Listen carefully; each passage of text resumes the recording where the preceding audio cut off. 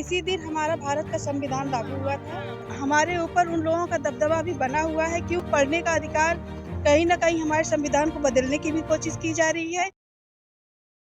Madam जैसे आज गणतंत्र दिवस है, इसके बारे में आप क्या कहना चाहते हैं? सबसे पहले मैं आपके चैनल के माध्यम से आपको बहुत-बहुत धन्यवाद देती हूँ। आप सभी लोग बैठ जाएं। और गणतंत्र दिवस जो है पर्व है, ये हमारा बहुत महत्वपूर्ण पर्व है, क्योंकि इसी दिन हमारा भारत का संविधान लागू हुआ था। घरातियों और बारातियों की हालत देखें। एकता, समानता और पढ़ने का अधिकार देता है। इसीलिए हम लोग 26 जनवरी मनाते हैं। इससे बड़ा कोई त्योहार हम लोगों के लिए नहीं है।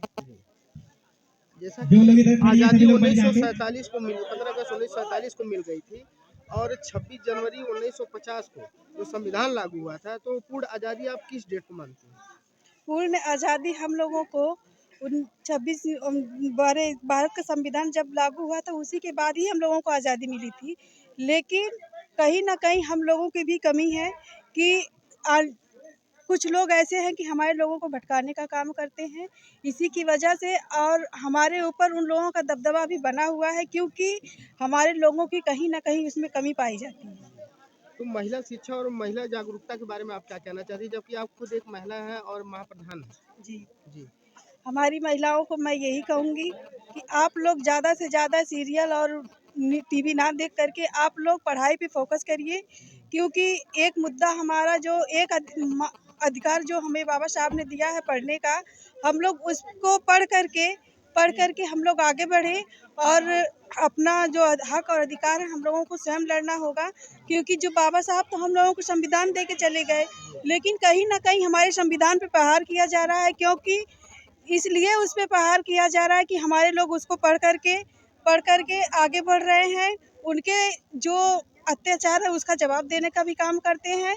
इसलिए उन लोगों ने हमारी महिलाओं को पढ़ने का अधिकार कहीं न कहीं हमारे संविधान को बदलने की भी कोशिश की जा रही है।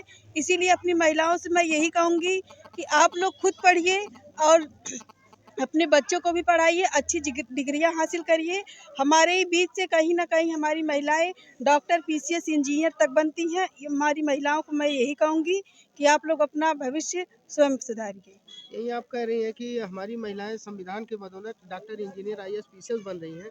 वहीं दूसरी लाइन में कह रहे हैं कि संविधान को बदलने की कोशिश की जाए। अगर संविधान बदलने की कोशिश अगर होती, तो ये जो अधिकार मिला है, जो बढ़ रही है, ये तो नहीं बढ़ पाती। नहीं भैया, आप कहाँ भूल रहे हैं, संविधान हमारे बदलने की कोशिश नहीं हो रही। अगर हर बार उस पे प्रहार किया गया, लेकिन हमारे लोग अगर इतना शोर नहीं मचाए होते तो आज वो संविधान हमारा मिटा दिया गया होता। इसके लिए हम लोग कई बार धरना प्रदर्शन भी किए हैं, हम लोगों ने ज्ञापन भी दिया है संविधान के ऊपर। जब प्रहार हुआ है, जब हम लोगों का हक और अधिकार बदलने की कोशिश की गई है, इसके लिए हम लोगों ने बहुत विरोध किया है। अच्छा, एक चीज बताइए कि संविधान बदलने का कारण क्या है? संविधान बदलने का कारण ये है भैया कि संविधान पढ़ के हमारे लोग, बहुत से लोग आगे बढ़ रहे हैं। उसके हक में हमारे लोग हर एक उस पोस्ट पे जा रहे हैं जिस पोस्ट पे उन लोगों को होना चाहिए था, लेकिन कहीं न कहीं हमारे युवा पीढ़ी वहाँ तक पहुँच रही है। इसलिए वो लोग सोचते हैं कि अगर संविधान नहीं रहेगा तो ये जो आने वाली पीढ़ियाँ जो हमसे जवाब और सवाल करती है, ये नहीं हमसे जवाब और सवाल नहीं कर सकती। कौन सोचता है इसके बारे में? इसके बारे में आप लोग बखूबी जानते हैं। आने वाले वर्तमान में जो इस समय है, वो लोग हम लोगों के ऊपर बहुत से अत्याचार करते हैं। ठीक है मैम, बहुत बहुत धन्यवाद। अच्छा, तो एक चीज बताइए मैम, जो दर्शक हमारे देख रहे हैं हमारे चैनल के माध्यम से, आप उन दर्शकों तक क्या पहुंचाना चाहती हैं अपनी राय?